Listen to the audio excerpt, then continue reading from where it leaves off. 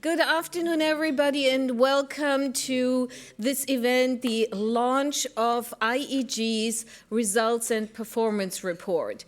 This is IEG's flagship report. We produce it every year, and it captures the trends about the health of the institutions, the World Bank, the IFC, the MIGA. We look at the portfolio, we assess how well is the portfolio performing, what are the trends, are things getting better, are things getting worse. The report also looks at how can we explain the trend data that we're seeing, because just knowing what is happening is not sufficient to take action and corrective measures. So we analyze what explains why we're seeing this trend data, what explains and how can managements then fix the problems that have been observed. That's a really key element of this report. In this particular year, we looked at whether the size of a loan actually matters for the performance and the outcome, because last year it looked like if a loan is larger, it might be more successful. It transpires that that is actually not the case. It is when they start out, it does not matter how large they are. It is that those that are successful and know that they're successful get extended and receive more budget. So this is the best incentive why the bank group should have a very strong monitoring, tracking, self-evaluation system to understand when does it need to make mid-course corrections, how can it keep projects on track, because that will lead to their success and potentially also be a good reason for extending the loan and giving more money. However, today's session is really dedicated to the other part of this particular report. For the last 3 years, we've introduced a thematic chapter in each of the reports. This year's is on gender and how well is the World Bank Group addressing gender in its strategies and in its operations. We chose that topic because the gender strategy, and Karen Groen is here, who has led that work, was coming up, and we wanted to make sure that we can, generate an understanding of how well these things are actually incorporated in the World Bank Group's work, but also with the ambition that we at IEG have to track on a regular basis and understand where gender results are occurring and why and what brings them about. Because in order to reduce poverty, in order to achieve shared prosperity, we need to make sure that there is greater gender equality. And we as IEG play a key role in generating and deepening the evidence to shed more light on what is working and how.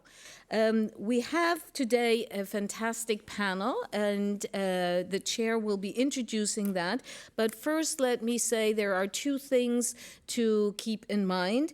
There is a Twitter handle, hashtag WBG results. The sheets are on the table for you if, in case this was not clear enough.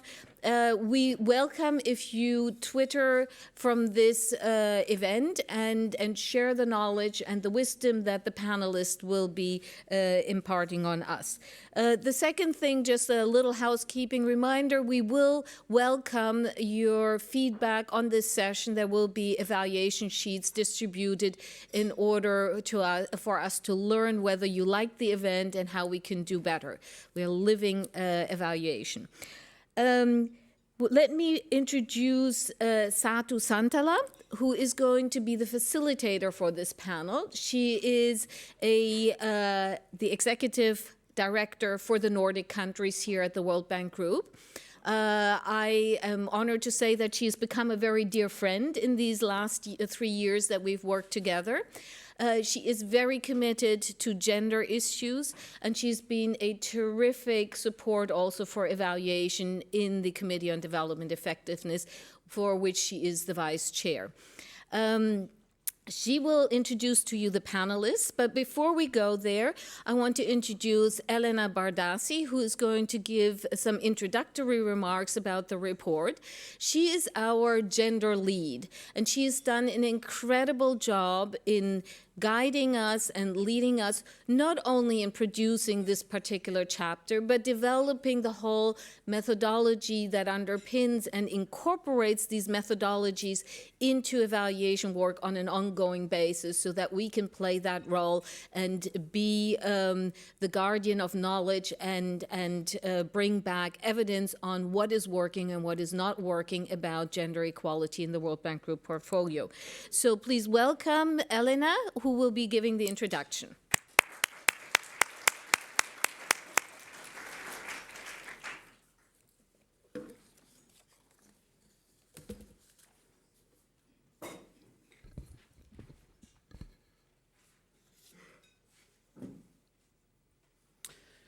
Thank you, Caroline, and thank you, everybody, for taking time from your busy schedule of the end of the fiscal year to come and listen to the results and the findings of the IG reports on the results and performance of the World Bank Group, and in particular, in this case, about the findings of the gender analysis. As you all know, gender has become, over the past decade, a corporate priority. It was selected as a special theme of IDA 16 and then 17, and now IDA 18, under negotiation, is going to have, again, gender as a special theme. We made a commitment. We have indicators in our corporate scorecards. We are tracking more the results. We want to track more the results. The donors have supported this agenda. They now ask to check what are the results that we are achieving as the World Bank Group. And we all want to see results, whether our work is helping shrinking the gender gaps. In this analysis that I'm presenting today, in our work, in this presentation, I want to, however, answer this question. I want to answer the question of which actual results we have achieved. We ask here a more fundamental question that comes one step earlier. That is, are we set up to track, to measure, to assess and evaluate these results? Do we have the right systems in place to report and measure gender in our country strategies and in our projects? So let's start with our country strategies. We looked at the 58 country strategies that closed over the past 3 years. There are 58 of them. And of these 58, we eliminated 8 that only appeared to pay lip service to gender. They might say gender is very important and we are going to do something about it, but that was about all that was in the country strategy. So we are left with 50, a reasonable number, that do a little bit, a better job at integrating gender. When we look at those that have gender at their core in one of the pillars or that indicate that gender is going to be addressed as a cross-cutting theme, we are left with about half of them. These are strategies that, for example, in the case of a pillar, they might have within a pillar an objective about improving land rights, doing... And for this reason, they want to actually focus on women's farmers because they recognize that women don't have the same access to land as men do. The majority of these 23, though, are addressing gender, as they say, in a cross-cutting way, which is a bit of a, vague way of saying, kind of mainstreaming. We leave it up to the projects of deciding the priorities. So it's in the core in a sense because they say we want to do something about it, but this cross-cutting definition is kind of like diluting the attention from very specific and concrete actions that should happen. Also, several of these country strategies are not necessarily internally consistent. This means they might, for example, identify an important priority. I don't know, for example, girls' enrollment in primary education. They say that's a great priority of the country in the context of our education strategy. But then when we look at the type of operations that they propose, they might focus on facilitating access to credit of women entrepreneurs, and they perhaps measure maternal mortality. So there is some kind of internal inconsistency that is actually leaves us with 6 that are the ones that are actually showing some kind of coherence and internal coherence about what exactly they prioritize and what exactly they want to do as a result. And out of these 6, we have 3 that are actually reporting on results. So overall, you see there is a high level of attention, different degrees of depth and quality. Let's look now at the projects. As far as the projects are concerned, there are a clear sign of improvements. We have more projects that integrate gender. Based on our tracking system, we observe that there are more projects that raise in the diagnostic work that they refer to, in the components that they have in the results framework. They add elements that reflects on gender gaps or in gender activities that they want to propose. So this is increasing. IFC doesn't have a large portion of their portfolio that integrates gender, but they have been identifying very specific programs. They started with attention on access to credit. This was one of their earliest programs, and they added progressively programs on entrepreneurship and more recently on employment and women in corporate boards. So they are expanding their programs in a sense. We observe also increasingly that there is more reporting on gender. And this happens especially when there is good integration at entry, when a project is able to actually be very concrete in the project appraisal document and identify exactly what the action is, then it's much more likely that they have indicators and they report on these indicators. We observe an increasing use of the female beneficiary indicator, which has been introduced as a mandated element in programs that can meaningfully do this disaggregation. And this is increasingly reported, is not necessarily meaningfully reported all the time, but it helps. And actually we found in an ICR an interesting mention in a program in Mauritania, in a project in Mauritania, for example, where the team had to track separately female and male farmers. This raised the attention on the fact that farmers are actually men and women, and this was kind of new, or it was not really thought in the way of, we need really to do something very specific depending on the category of beneficiaries that we are talking about. But we still have some fundamental issues that remain. A main one that we identified in our analysis is that there is no guidance on which projects need to integrate gender.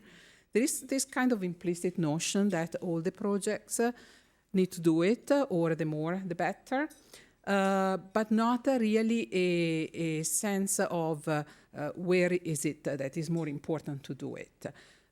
You all understand, for example, that a youth training program that aims at increasing life skills of young men and women in Uganda, for example, in order to increase their self-esteem, can't avoid of thinking that young men and women are different. They need different things. They need a different approach. And you really have to do it in that case. Perhaps a project that tries to increase the reliability of the electrical power system in a country might not need to place the same level of attention on gender. And we, and recognizing this can probably help in getting away for this feeling sometimes that gender in the project is just stuck on. It's an add-on and gives this sense of checking the boxes that sometimes we observe in some of the projects that are actually adding this element as an extra without being very concrete and very effective in integrating it in the value chain. Also, so far, there has been a lot of attention and integration at entry in project appraisal documents, not enough in following through the project cycle, through implementation and reporting at the end. Largely, this is because we have been tracking with our system mostly integration at entry. But definitely, this has resulted in the fading away of the topic as the project has been implemented. And then, of course, this is not just about gender. It's a lot of our projects have this problem, but for gender, this is very, very visible. There's a lot of focus on outputs and not outcome. We might say we want to create water points, and this is going to help also to cut the time women use to fetch the water, but then we never measure this time savings, and we don't measure what women do with the time that they save. Or we might have a program on giving credit to female entrepreneurs, and we can track how much we give them, many loans and so on and so forth, but then we don't know what they do with this money and whether the profitability of the firm increases as a consequence. This is, by the way, not just typical of projects, but also of country strategies and IFC activities as well. So to conclude, we observe an increase mostly on quantity. So we have more projects, more country strategies, more indicators, more reporting even, but the quality hasn't necessarily followed. So with that, we can hear from the panel what they think is needed to address some of these issues and how we can move to the next level in moving our gender agenda forward. Thank you very much.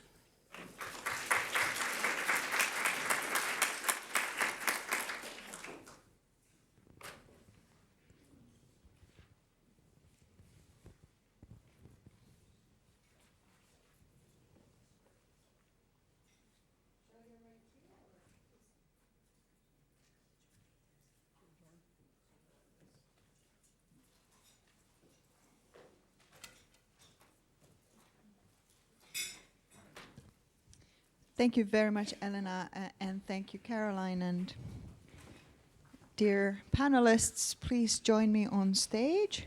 Thank you. As you can see, this is a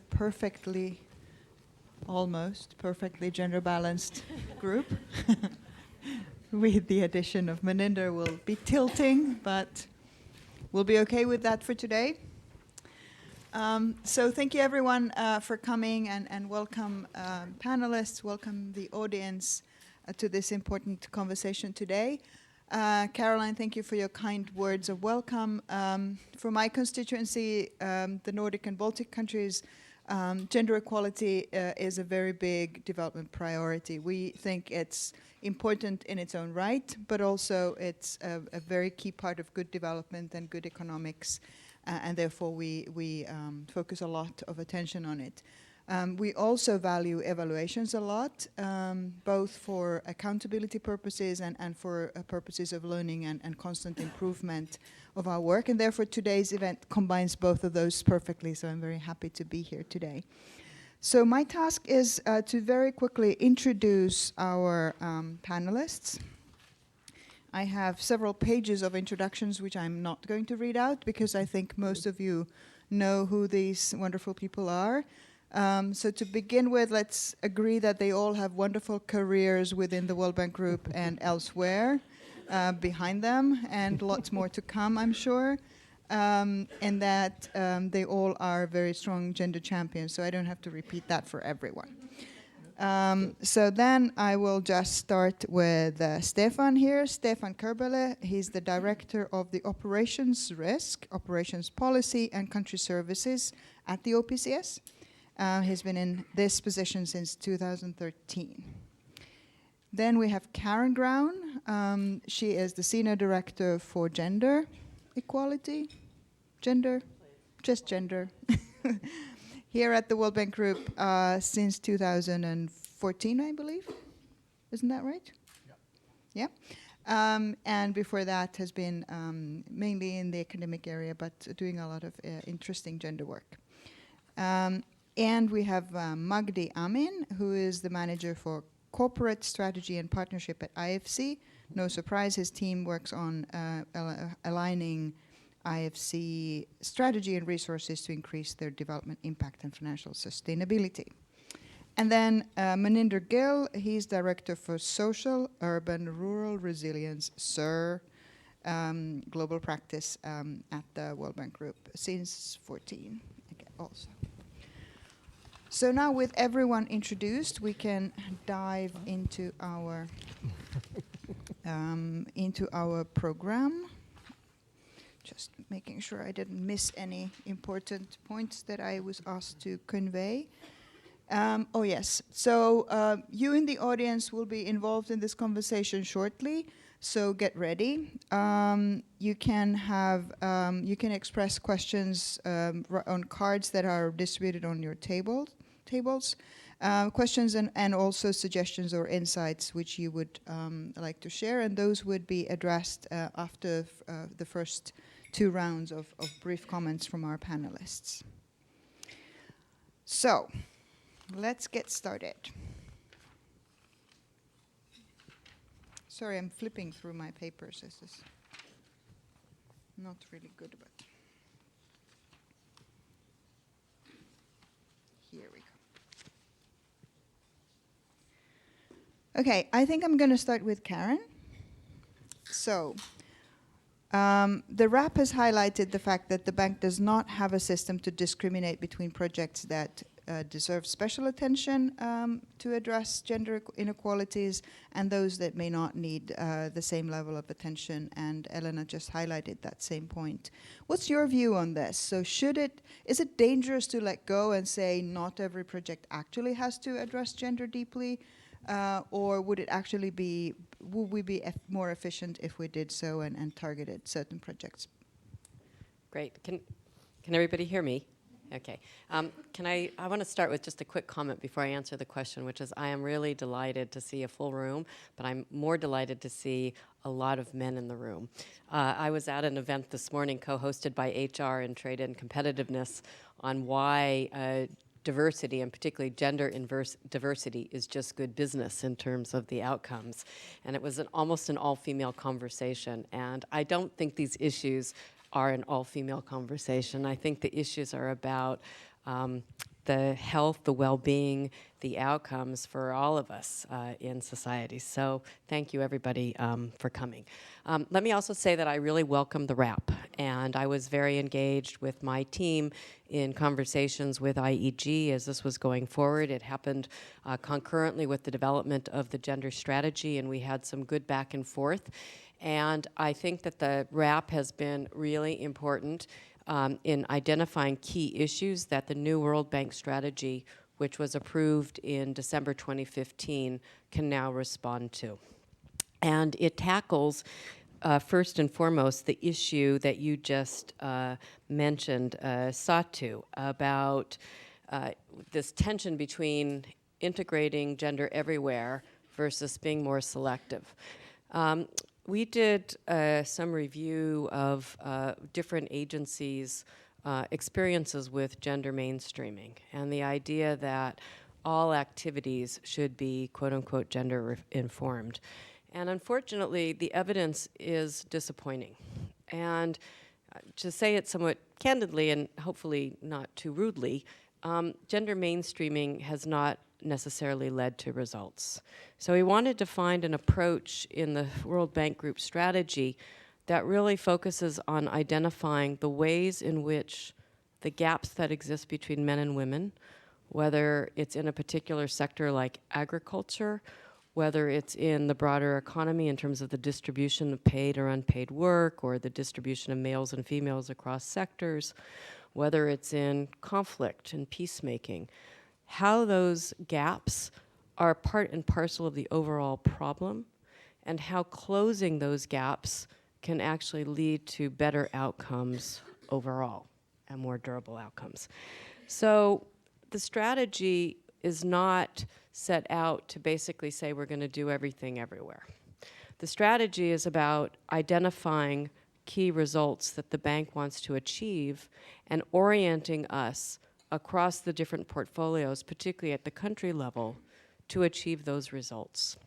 And I think that's really important. Now, this is not to say that any operation should not do the key due diligence that it needs to do through an analysis up front of where there may be gaps relevant to the project, or an understanding of where the project could contribute to closing key gaps identified, for instance, in a systematic country diagnostic. That automatically should be done. So for instance, I've had colleagues say to me, I'll give you two different examples. There are projects, which I think Elena recognizes and colleagues recognize, that are going to do very little for gender equality, and for which an analysis should suggest that there's very little that we could do. Apart from understanding, for instance, issues of employment that might be created from that project, issues of procurement, do we have female in terms of the contractors, are the contractors a balanced pool, those kinds of issues. And other than that, maybe we don't do too much more. But I've had colleagues who said to me, we're putting in a solar park in a particular country, and there's no gender issues here. And this is the kind of thing where I would say to them, well, really, is that the right thing that you should be doing? Is that really the case? Have you done an analysis that looks at the pricing policies of this solar park and understanding the differential effects that might fall on different types of households? Have you done an analysis of the type of employment that is going to be created? Have you looked at the access points of particular communities to the energy that solar park? And frankly, have you also done an analysis to understand where women are in the supply chain, particularly since this is an industry that is very, very new, and there's lots of opportunities for female entrepreneurs as part of that. So if you've done all of that and you have good answers to those questions, that project ought to be able to address gender gaps. But then beyond that, the question is, how can the kinds of operations that we as a bank do become transformational? The World Bank Group strategy has 4 pillars: closing first-generation gaps in human endowments, health and education, creating more, better, and inclusive jobs, and really focusing on the constraints to female labor force participation, the types of jobs, the better jobs that women can have once they're in paid employment, and the barriers, for instance, for as a result of lack of care services or lack of access to safe transport that prevents women from getting to jobs. So that's the second pillar. Third pillar is paying attention to closing gender gaps in access to and ownership of land, housing, technology, and finance. And then finally, voice and agency. So how are the operations that we're supporting, how can they also contribute to those higher order goals? And if you think about a solar park, well, there's actually a lot of ways that a solar park could be designed to help on the jobs agenda, and perhaps even on the asset ownership agenda, if we brought some good dedicated analysis to it. So I guess the long and the short of a part of the long answer is that we should be doing the due diligence, the minimum stuff everywhere, and then we should be really going deeply at a country level to target key gaps. Thank you, Karen. Magdi, then, you kind of, at the IFC, have done already earlier, you focused more narrowly. What do you think are the benefits of that approach, and what are the downsides? And do you see that people who are not involved with precisely those types of projects, that they then tend to ignore gender equality? How do you approach it? Okay, thank you. That's a very interesting question. And first, let me also thank Carolyn for the invitation, and also for including gender in the RAP this year. I think it was a great idea, and Elena as well for your comments, and also for introducing the gender chapter in the Ethiopia Investment Climate Assessment in 2005. So thank you for that work. I still remember and I appreciate it. So, and for everyone, I think we all have to acknowledge people who believe in diversity have just to acknowledge the overhang of the events of this weekend. And I know that's on people's minds. And well, just wanted to acknowledge it because it's certainly weighing heavily on a lot of people. We take a more selective approach. We have a scorecard target of about 30% that we're trying to reach, but we're targeting 3 specific types of industries. The financial sector, the extractives, and agribusiness, for many of the reasons Karen just mentioned. We need to make sure that we have a clear business case, that we have the expertise to be able to act on that business case, and that we can measure results. I guess the trade-off would be something that might be more broad-based. You know, for example, if we're investing in a textiles firm that happens to hire a lot of women, is that a gender? Should that merit a gender flag? Now we say we shouldn't call that a gender project because there isn't an intervention there and there isn't a strategy there. So we have a flag system. We have a gender flag on the advisory side and an investment side. On the advisory side, we've worked to improve the gender flag to focus more on results, less on process. And on the investment side, the board papers need to have a gender strategy, need to define the intervention and how it will be measured in terms of results before it goes forward. So that only then, and the flag needs to be done by the operational teams.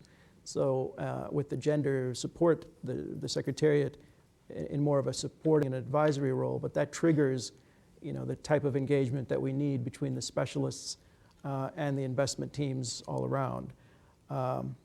We think it's important to be a little bit selective and focused because none of this will happen unless the business case is clear. And unless we can explain that business case, we need to have the research behind it. And when it happens, it works well.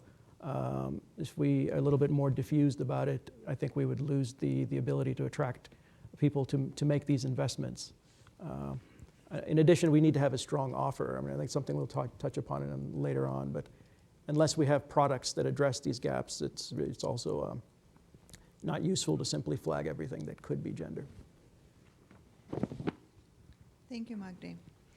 Then Maninder, it's your turn. So I understand that in SIR, you are preparing or starting to prepare implementation notes for the gender strategy. So you're thinking through some of these things. So in the RAP, are there things that are specifically or particularly important for GP SIR to be taking into consideration in your work? And then how do you see how much of gender is already addressed through the inclusion and shared prosperity lens, and how much would you need to specifically be targeting gender in your plans and guidance? Great. Thanks a lot, Satu, and thanks to IG for this opportunity. I think the entire RAP is, you asked if there's anything, what in the RAP resonates with where we are in GSUR. GSUR is the acronym for Social, Urban, Rural, and Resilience, and I'm responsible for social development within that. I think the entire RAP resonates tremendously with where we are, what we are doing, what we are trying to accomplish. And I really like the takeaway message, moving beyond checking boxes, focus on quality. If there were one takeaway from this discussion today and one call for action and agenda for moving forward, it would be this. We should also acknowledge in the last 3-4 years, since the WDR and then the gender strategy, we are in a completely different place compared to where we were 7-8 years ago. So gender mainstreaming had become almost like a bad word. The excitement with gender had kind of worn away, and teams had kind of discovered the lowest common denominator on addressing gender, saying they are addressing gender, but not really doing much. We're in a completely different place. There is tremendous excitement. There is the requirement to make sure issues are addressed, implemented, monitored in projects. That resulted in a lot of reporting, which is reviewed at very senior levels. So the whole agenda is being taken really seriously. The big challenge for all of us in the room and outside is how to convert this energy and this momentum into qualitative impacts on the ground. So that's a switch we all need to be able to turn to capture this momentum and to convert this into real action and outcomes on the ground. And there are a few things why the notes are important. So everyone wants to do something about it, and when you think about it, one big challenge any TTL faces, if you are an energy task team leader or task team member or transport, or it's not intuitive to you what you can do on gender. That information is not on your fingertips. You don't, even with the desire and the intent, you would not know what to do.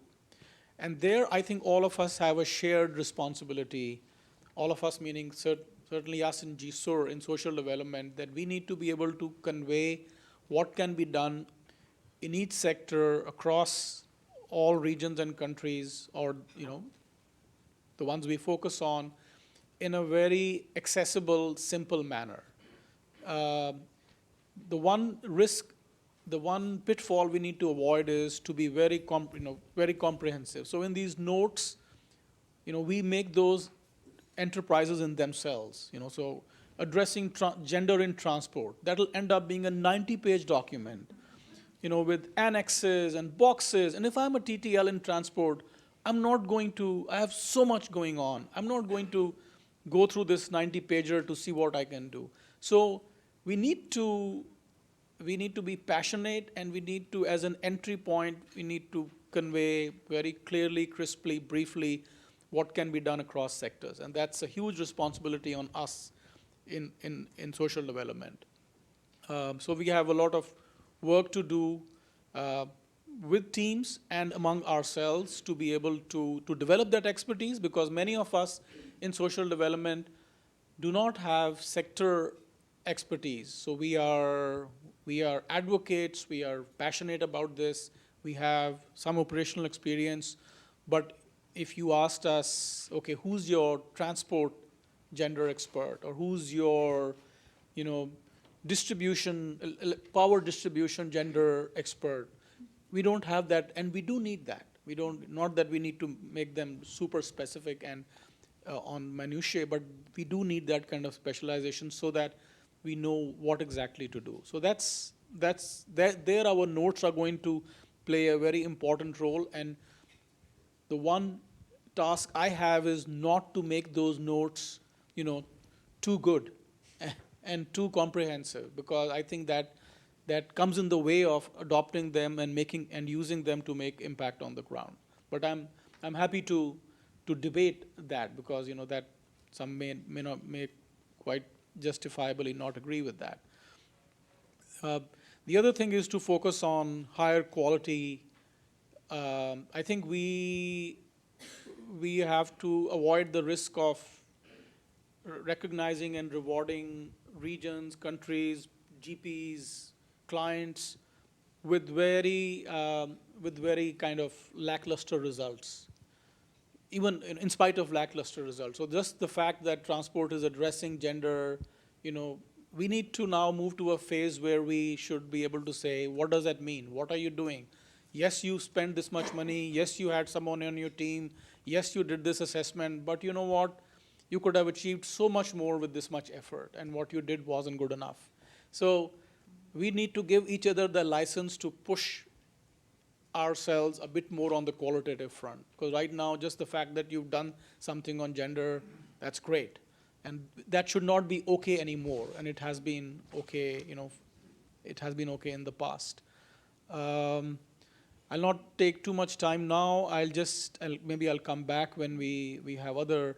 But on the, I think we don't need another entire architecture of things, but we do need the fact that we have twin goals and we have focus on inclusion and shared prosperity.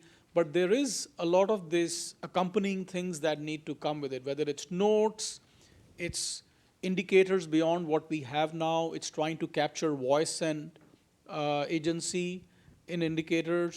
So there is a lot of nitty-gritty work that needs to be done. So your question, whether we have what we need or we need more, the answer is both. We have what we need by way of the overarching umbrella and the framework, but there is a lot more we need to do to convert this into specific impacts, and we should work on that front. Thanks. Karen wanted to comment. I just wanted to complement what Maninder said with a little bit of background. One, I mentioned that we have the new gender strategy in December. One strong component of implementation of the strategy is that all global practices and all IFC departments are to prepare notes for how they will implement the strategy. So that's what Maninder was referring to, and in Magdi, all of the investment departments and advisory services at the IFC are doing the same. These notes are intended to help each practice pull out the specific gender gaps that are critical in that sector. So for instance, in agriculture, the agricultural productivity gap, in which countries is the gap due to a gap in access to inputs? Is the gap due to the returns to those inputs between male and female farmers? What's the gap in transport services? Is it a gap that has to do with safety and security of accessing public transit systems for women? Is it an issue that public transit is not oriented to the different mobility of males and females? So it's getting each global practice to identify what the specific issues are that are relevant in the sector, helping each practice identify where there are good design principles in operations, helping them understand as a practice what data they use to track whether or not they're addressing the problem, and what are some indicators that might be common in results frameworks for similar types of operations. And then once the global practices do these notes, the question then is, how does everybody in the practice, the TTLs, the program manager, understand all of these issues, get on the same page so that they can actually implement the strategy. So these notes are intended to be extremely operational and very much rooted in the business process of each practice. They're not supposed to be distinct from that. So hopefully they will help us get on the road to implementation. The GPs are so critical in the implementation of the strategy. They're the supply side. So if the GPs don't know what works, we won't be successful in delivering the strategy. Thank you very much. Then Stefan, we know that every time that OPCS has something new for TTLs to implement, you get not such delighted responses. So in this area, how can we move over that sort of feeling that people feel that this is yet another thing that they have to take into consideration and therefore a tendency of doing as little as you can? And then the RAP highlights also the trade-off between the reporting requirements regarding gender and the quality of that reporting. So, for example, the example of reporting on female beneficiaries, which in itself is a good attempt of capturing some results, but then the quality of that reporting may not always be very good. If you're constantly reporting 50% female beneficiaries, you question whether that's actually accurate. So what are your thoughts on that? So I'd also like to start by just acknowledging the importance of this launch event and really like to thank Caroline and the IG team for highlighting the importance of gender, which I think is important not just because it's good economics, but also because I think diversity, gender equality is one of the values that the bank stands for and is crucial to the bank's mission. So what we really liked in the report is sort of also the assessment of all the positive progress made that was just highlighted, but at the same time, I think drawing the lessons, and you've alluded to some of them, I think it's sort of if you drill down, what we really like is sort of the importance of highlighting the importance of enhanced country diagnostics that not only look at the specific gender gaps, but also probe into the underlying causes and constraints of those gaps. And I think that's partially the answer to your question. We also like the fact that you focus much more on better and more systematic sex disaggregated data at the country and global levels, and then the importance of a new monitoring system. And I think what the report also highlighted, which is very important for TTLs to understand, is sort of the link between the diagnostics and then the interventions that are needed at the country and project levels. So I think that's really something that also came up in the gender strategy, where I think we acknowledge that the M&E framework in general tend to be weak, but they're particularly weak as far as gender results are concerned. So the proper assessment of the results change between interventions and then what comes out in the M&E frameworks, particularly for gender interventions, is actually very important and is underlined in the new gender strategy.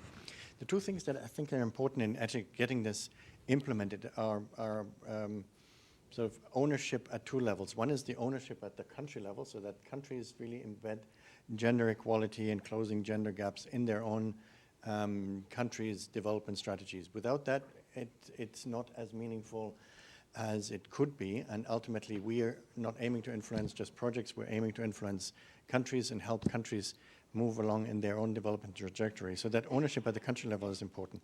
But equally important for our own team is sort of the ownership at the TTL level, at the country team level. And for that, I think what TTLs react to often negatively is sort of the sense if it's just seen as advocacy, if it's just seen as another box they need to tick. But I think the approach in the gender strategy that's also, I think, encouraged here in the RAP is going exactly in the right way, which basically says you need to not have a generic advocacy of gender in abstract, but you need to focus on the particular specific gender gaps and specific gender issues in a particular country or in a particular project. And if you identify those gender gaps through the systematic country diagnostics or other analysis in the particular country context, and identify the actions that are needed, it'll be much easier for TTLs to see why that is an important part of the project design and why it'll help them get the results they're trying to achieve.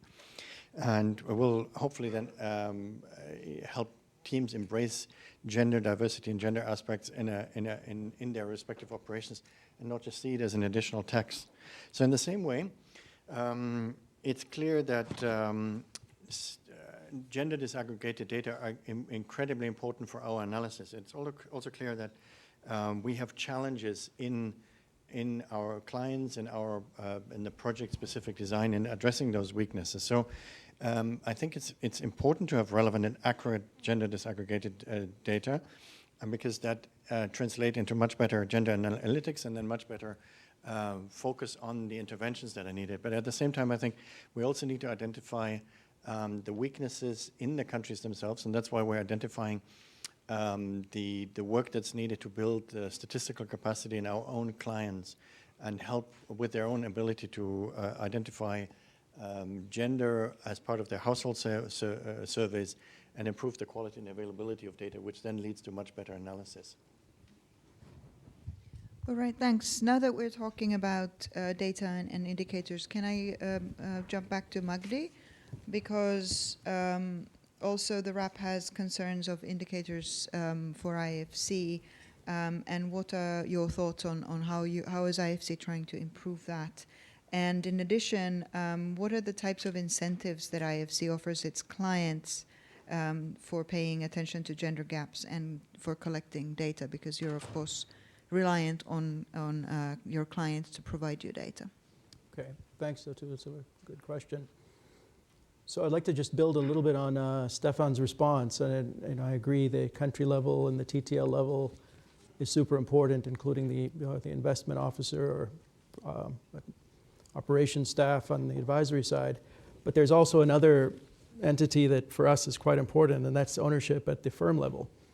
The private sector has an important role to play in terms of outreach, but also that's the central way we can motivate efforts to improve data quality is by making a clear business case.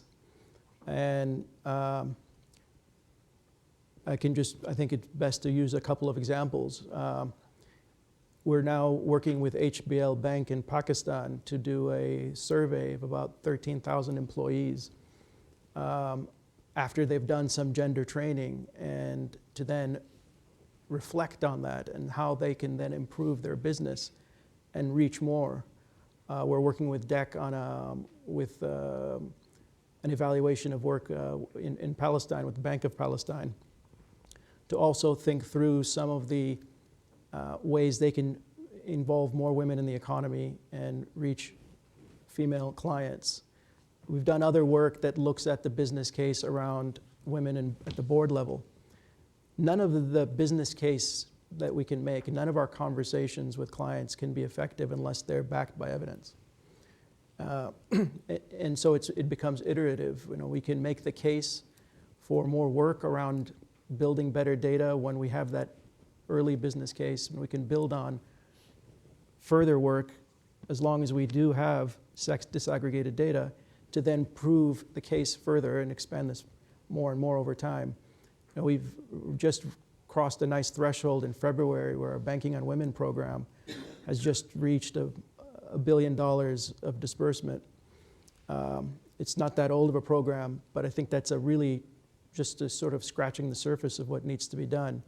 What's important is that program is now becoming a platform for outreach of women, youth, unemployment, and other issues that they then, once we've started that relationship through the banking system, becomes much more easy to make. So I don't know if I've hit the question directly in terms of incentives, but the strongest incentive is that the client can be convinced with evidence as to how their business will be improved. If we can't make that case, there's no other stick that we can use to propel it. And anything on the indicators or reporting, anything that you're working on to improve? Well, we're working to improve the flags that we've introduced, as mentioned earlier, and consistent with the messages of the RAP, to be less process-oriented and more results-oriented. There's also work to iterate. There's other work to help teams with theories of change. So a little bit more standardization around what are the ways that their interventions then link back to results finally. And there's also some work around helping clients use some of this data. But in terms of reporting indicators, yeah, we would like to expand. I don't think we're satisfied with the corporate scorecard indicators yet. But I think it all builds on more and higher quality data. Okay, thanks. So then I'll give both Maninder, Stefan, and then I'll finish with Karen. A couple of minutes to add, and then I'm expecting questions from audience. But just so, if you have any further thoughts on two things. What could be improved in the systems for reporting to make sure that we are better able to capture and people have mentioned the challenges of monitoring and evaluation and so on. But so what could we do in that way? And then several of you have mentioned the country analytics and country strategies. And I think there the same issue applies of whether you just mainstream, treat it as a cross-cutting theme, or whether you actually get to some of the more specific gender gaps. So I'd like to hear whether you have thoughts on that and how you would like to address those going forward. Maninder, you want to start? Or Sure. So just a brief comment, and then we'll have a bit of a conversation. I think now that we have reporting in the system on the flags and what the level of compliance is on those flags, I don't think the system is going to give us the next level, which is the focus on quality. So I don't think we're going to get that from, they can't be like, review this and rate the quality of this. That's not going to work, because if I'm a team member, I'll rate it above a certain level. And so I think the next phase should be, for the next year or so, we should put the emphasis on qualitative assessments, which are relatively simple, straightforward, not again too complex, too expensive, but we do at the thematic level, country level. So if as a country director in my strategy, I'm saying it's a cross-cutting theme, we are mainstreaming, it'll be good to do a quick assessment seeing how the country is doing 2 years into the strategy implementation. or similarly in a, in a sector, in a country. So I just feel that for the next year or two, we should invest a lot in relatively simple, quick to do, qualitative assessments of how well we are doing. And then link that also to the notes and the kind of practical knowledge we are trying to develop to also benefit from that and inform that. So that's one suggestion I have. Okay, thanks. Stefan? So you ask about systems and then the cross-cutting nature of gender. So on the cross-cutting nature of gender, I agree that gender equality is really a theme that cuts across all the sectors. I think there was a reference in the RAP that basically said by making it gender a cross-cutting theme, there's a risk of diluting the agenda. I'm not sure that's entirely correct. So most of the CPFs would typically make gender a cross-cutting theme, and indeed the trick is to translate that into practical actions. But it doesn't necessarily provide a solution by just making gender one of the pillars in the CPF or just create gender-specific projects. So instead, I think what tends to work, I think, is along the lines suggested in the gender strategy, is really to identify the context-specific gender gaps, the constraints, and they need to be addressed. The specific actions across all the sectors, they need to be analyzed and then followed up with specific actions and concrete actions. And I think that's probably our next step in the agenda, that we rigorously encourage teams to focus on identifying gender-specific action gaps that are then translated into projects and realized in the CPFs. We need better systems for monitoring that. The gender flags that are being strengthened now will help sharpen us the questions. They help identify some of these specific actions, and we'll try to update them in the upcoming revisions of the corporate scorecard. And they are also being subject of the proposed revisions of the IDA results measuring systems, which we're now proposing to the deputies in Myanmar next week. And that will then be used for the next cycle of IDA in FY18. There's another construction site that's just beginning, and that's the revision of the ICR, the Implementation Completion Results Report, which I think provides a great opportunity for us to do a number of things, including perhaps moving away from just an exclusive focus on projects towards a greater evaluation of and accountability for programs. I think it also helps us balance a bit more the eternal question of accountability versus learning that we're always debating with IEG, and hopefully it'll also help us identify more opportunities for addressing gender actions and opportunities for following up on the analysis done in the SCDs. So those are the types of things I think that are going on. Perhaps in addition, I think strengthening monitoring and evaluation is sort of an eternal challenge for all of us. We are also trying to strengthen the profession of monitoring and evaluation specialists, and as part of that, I think that the gender aspects are an important part of enhancing the quality of M&E frameworks. Okay, thanks. And then Karen gets a very brief word before we go for the questions. In addition, I'm also curious, because now you've been interacting with the entire World Bank group, you've interacted with different sectors, and do you feel that you can, for example, that there is a possibility for learning from, for example, sectors that have been more successful? I know, for example, in the economic sectors, agriculture has been quite persistent on this. So what are your thoughts? Well, just to add on a few things to what my colleagues have said, I actually think that there's really great work going on in the bank. And the more I travel to different countries, the more I talk to TTLs, I discover all kinds of creative experimentation and approaches. But our systems don't capture that.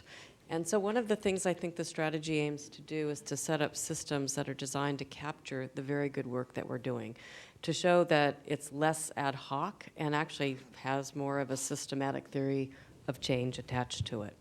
So some of the ways that we can do this, one is to really identify through the systematic country diagnostics what are the key challenging gender gaps that are related to poverty and to shared prosperity.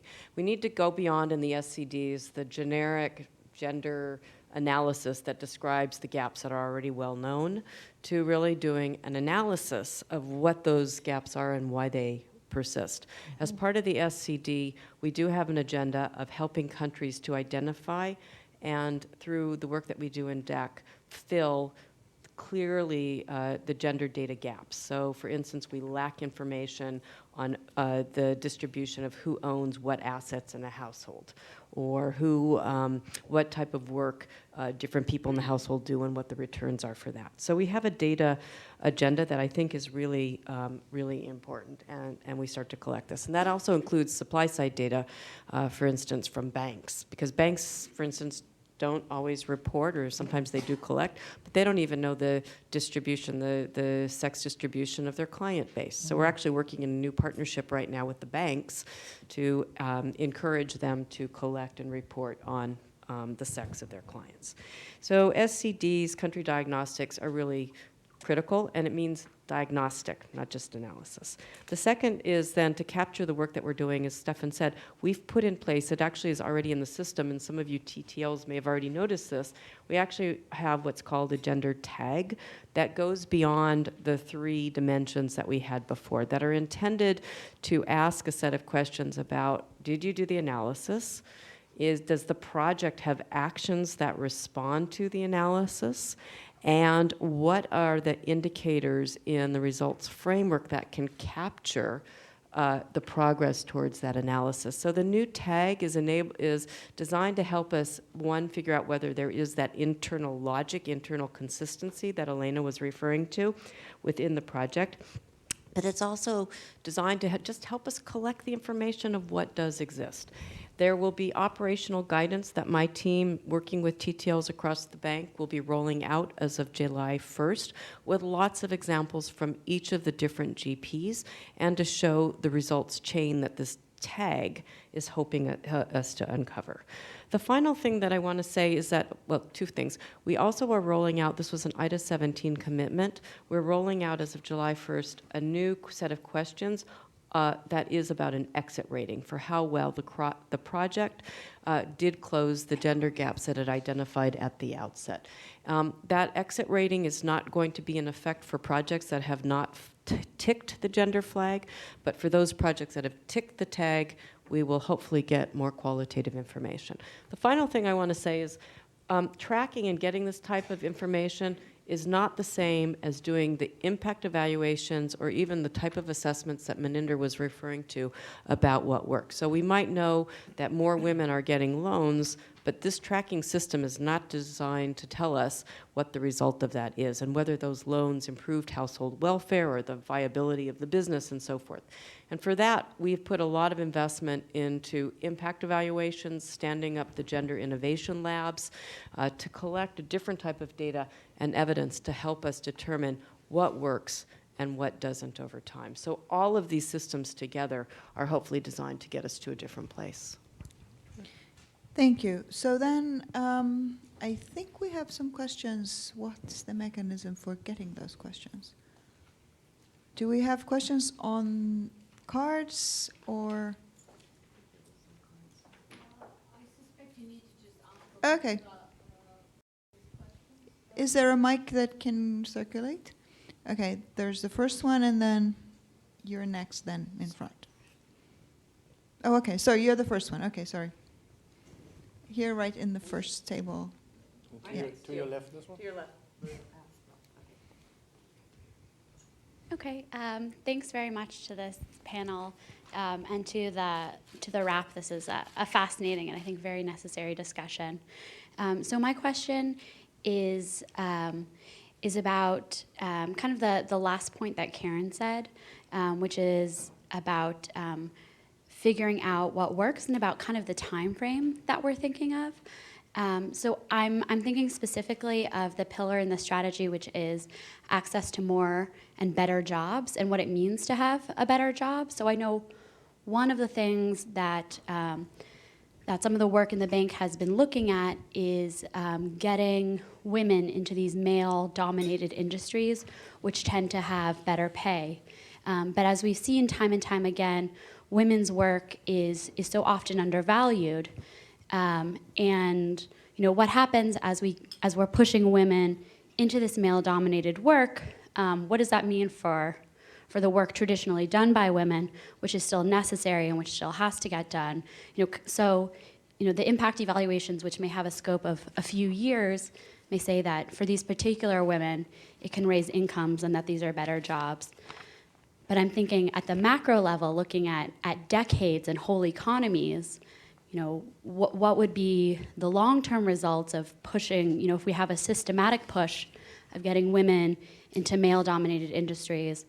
I would imagine that these industries, the wages would be depressed, and then these other, also very critical jobs, would still need to happen. So just kind of thinking about that in particular, but then in a larger sense, kind of the accountability at a macro level for how we're thinking about that in terms of accountability and strategy as we're doing our work across the bank. Okay, thank you. Let's take a few other very brief questions, please, and then can you, while the questions come in, can you think of answers? There's one just behind you over there.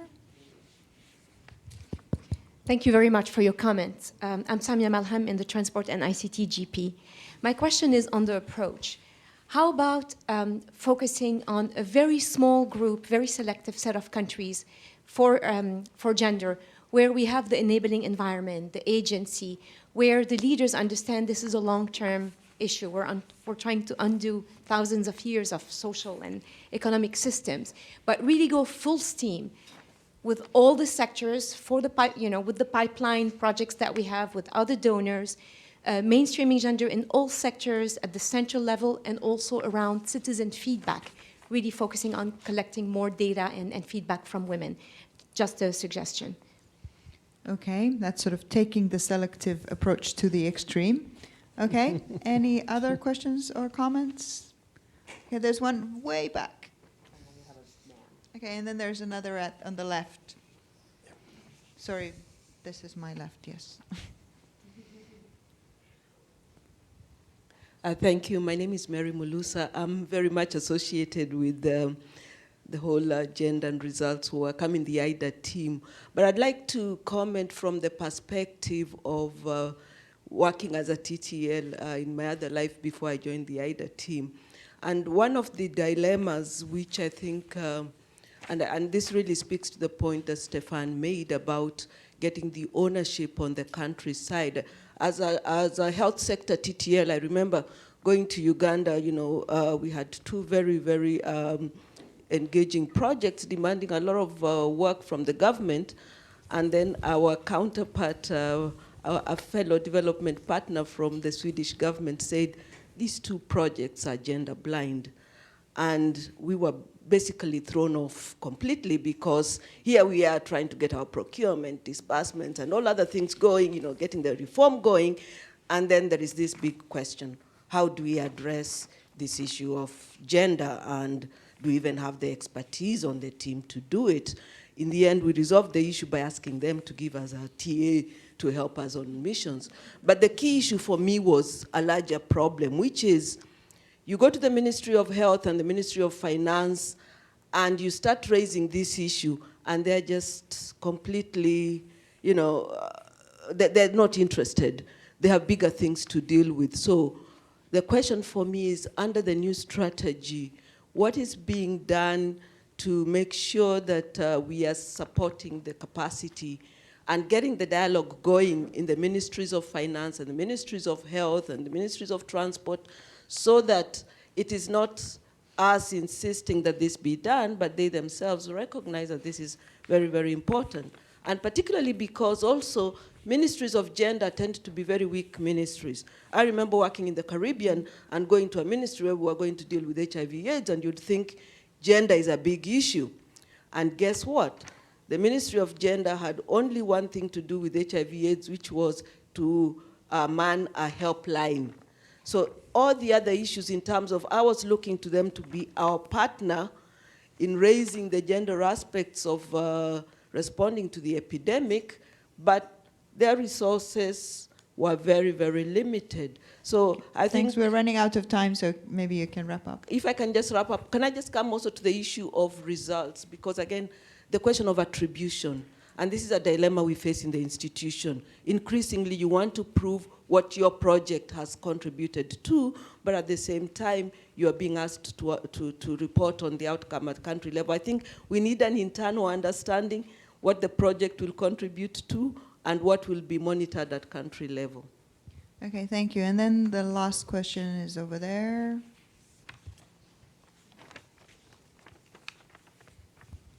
Thank you. Andrew Trembley from Education Global Practice. Just very quickly, the concentric circles really brought up to me this very basic idea of there's a lot of high variability in the quality of how projects are handling this. And that to me seems to be one of the key issues to really be focusing on. In the best projects, as mentioned, there's some fantastic projects that are being done that really think this through. But because gender isn't actually the central issue, it's simply something to be taken in consideration in a lot of projects. You can, a lot of the time, get away without actually doing a very good job covering it. So I'd like to hear not just about how do we improve kind of the cutting edge of our work, but the trailing edge of how do we bring the bottom up of the quality of this work. Thanks. All right, great questions. So very brief answers from whoever wants to pick up what and what order. Okay, maybe just two quick observations. I like the point about attribution and contribution.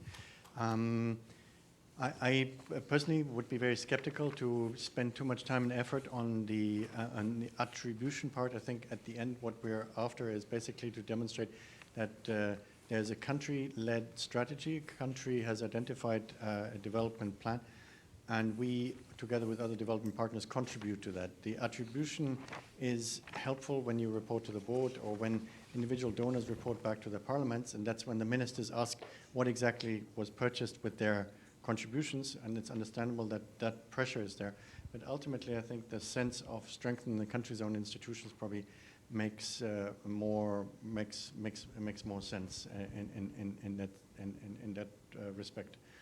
I also think we need to continue to invest in our monitoring and evaluation systems to be much better at reporting at the end what our strategy overall is.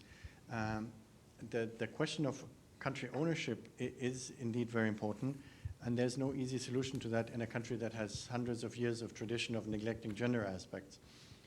And that is not an obstacle you can overcome with an individual operation. So your operation operates in a context of cultural context, and I'm sure Karen can say much more about that. But I think to the extent that we can provide clear evidence that is helpful not in advocacy and not approaching this from a sense of moral justice or superior values that we subscribe to, but something that is clear and sensible and makes good economic sense, I think you will find your counterparts amenable to that. Best examples are, for instance, the evidence on repayment rates in loan associations run by women groups rather than by men. I think it's quite clear that when evidence is presented there and the repayments rates are higher, that your counterparts will start listening because they're obviously interested in a successful project. And I'm sure there are many other examples where evidence, if rightly presented to the right person, can help you nudge in the right direction. Just two quick points. So I really think that Samya's comment and suggestion is a good one for the CCSA, but not necessarily for the bank group as a whole, because we have to work in all countries. But we actually have decided for the strategy that we're going to do a heat map.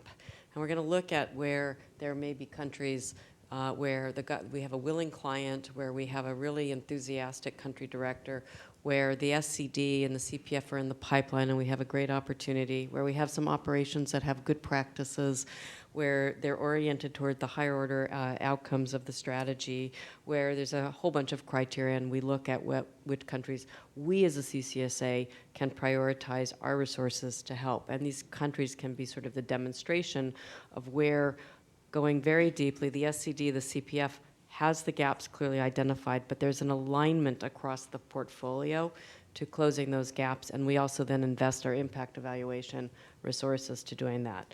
So I think that's important and a good project for us in the next 5 years. The issue of country ownership, I think, is also really, really important.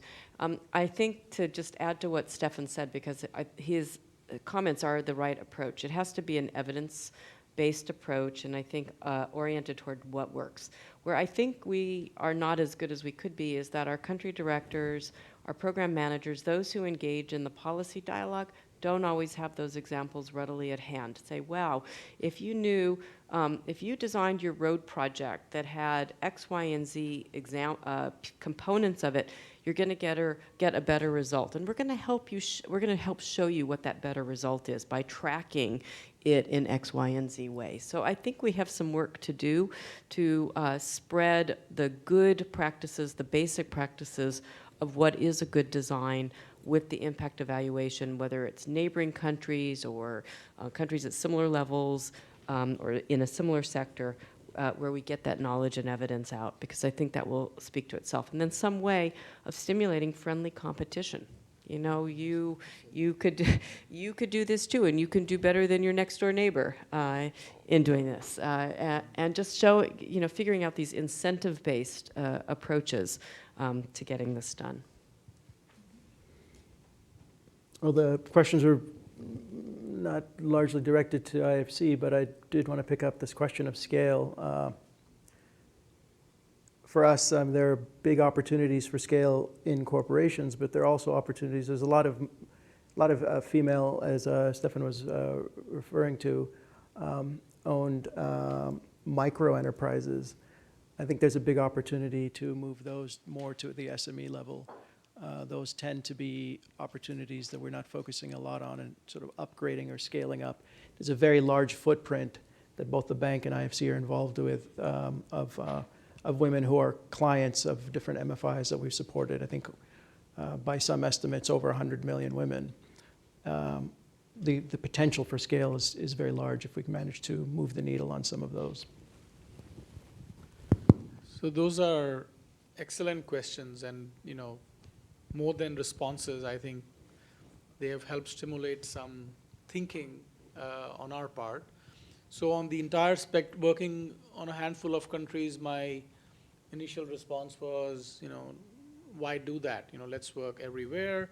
But then I think based on Karen's comments and going back to your suggestion, it would be useful to segment the market a little bit. So while we would need to work across, it would be good to have, you know, 4, 5, 6 categories so that we are mindful when we work in those countries as to what to expect, how much needle to, you know, we can move. And we don't have that currently. You know, we are trying to do our best all the time, and that doesn't really help channelize your, and often you get surprised. So currently the most exciting gender ownership of gender work that I can think of in our practice is in Saudi Arabia. They are extremely interested. They want to do a RAS on, you know, doing some work on gender, on informing on policies, programs. So it's and I would never have thought that, you know, and so we could have missed them, but it is important to get, and I think we would like to both borrow and work with the CCSA on these heat maps and perhaps extend them to the bank as a whole. I think on bringing up how do we bring the bottom up, I think that's a very, very good, that also got me thinking that, you know, perhaps when we develop these notes, we would need to be mindful of what's the minimum. If you're doing a power project, power distribution, what's the minimum you could do? You know, which is expected from almost all projects, then how could you be a bit more ambitious, and then what would be the gold standard? So again, rather than presenting everything, here are the 20 things you could do, I think we would need to calibrate the way we disseminate good possible practice along those lines. Because you're right, that's where the maximum impact could be by just bringing the bottom up a little bit in qualitative terms. So that would be, and this point about healthy competition is a great one. So I have had great experience with the transport sector, always historically. And it may or may not be true. It might be my personal experience, and it may not be rigorous, whatever. But by putting that out there, there have been instances where you get others excited, and then they start telling you what cool things they're doing in energy, or in some other sector. But some sort of healthy, and we experienced that most recently in South Asia, where India has this huge emphasis on the country gender action plan, but now Pakistan and Afghanistan are sort of outdoing India.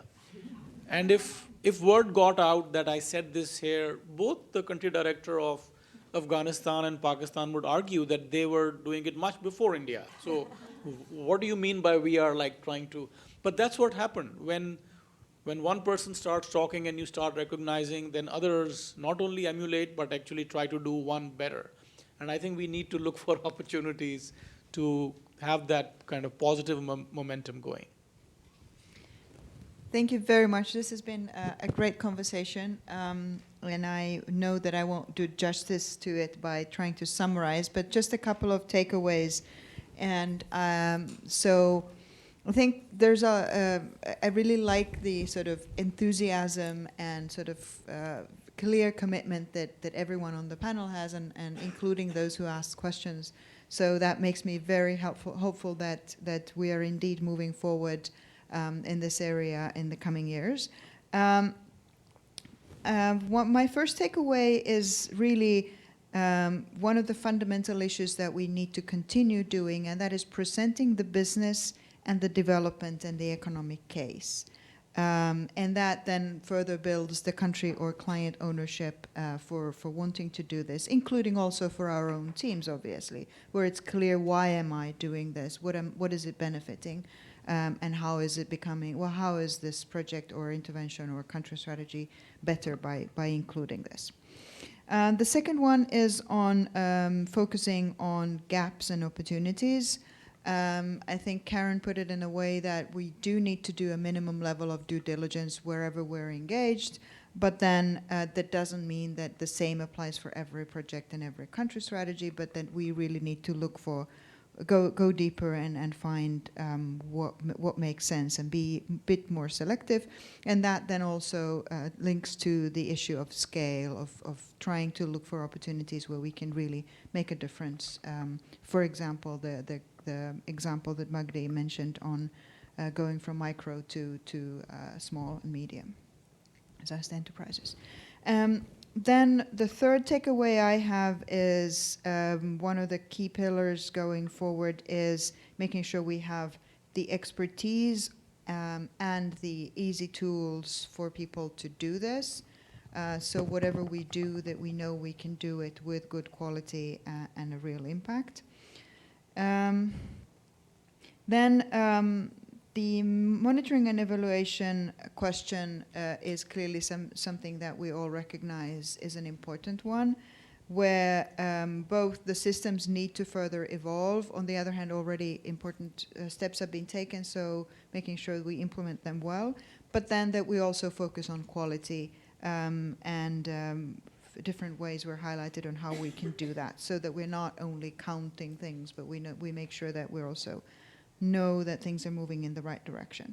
And that links very much to the question of incentives internally, but also I like the idea of competition between different teams, and then maybe we can even get countries to compete, and that's great. And then the issue of reporting, of capturing the results we achieve, again, loops back to the business case of building that evidence and making sure that we are able to present the reasons for why this makes sense for other clients and other teams.